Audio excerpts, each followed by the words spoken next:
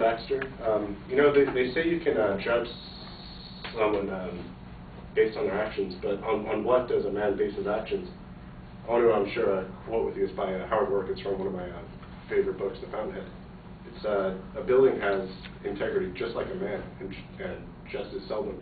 Now, when he said this, he was saying that a building should be treated like a person, that each part should contribute to the whole unit, that it's one unit.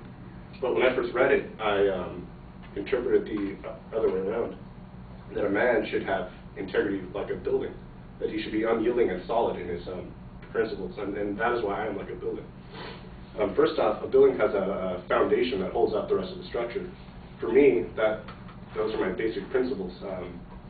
It's that you can use reason as a means to knowledge, and that there's no magic. Basically, that there's an explanation for any event that occurs in real life. You know, nothing happens by chance, or there's no superstition, basically. And I believe that without, a person without these basic principles would be like a house of cards, that he would fall apart, with any chance wind. Secondly, a building has a structure, which is how a person connects these basic principles with real life. For me, it's discovering my priorities and applying them and sticking to them no matter what. But I take this too far. Like one of my friends, he's an art major, so I'm into architecture. So he was telling me about this structure that's planned in the Soviet Union, like the 1940s. It was supposed to compete with the Eiffel Tower, but it's this god-awful structure. So instead of laughing at it like a normal person would, I explained why their policies and politics, explained why, one, it never got built, and two, why it was such a horrible structure, why it looked bad. And lastly, building has a facade which hangs on the structure. Now, it could either hide it, or it could, exemplify it and accentuate it.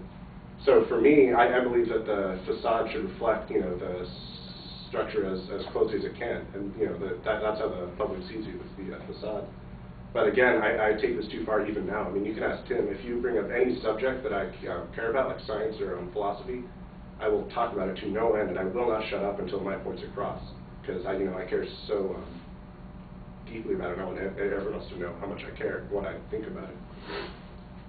So, in conclusion, I'm like a building in that I have a structure, which would be my set of priorities, which are grounded on my foundation, which would be my basic principles.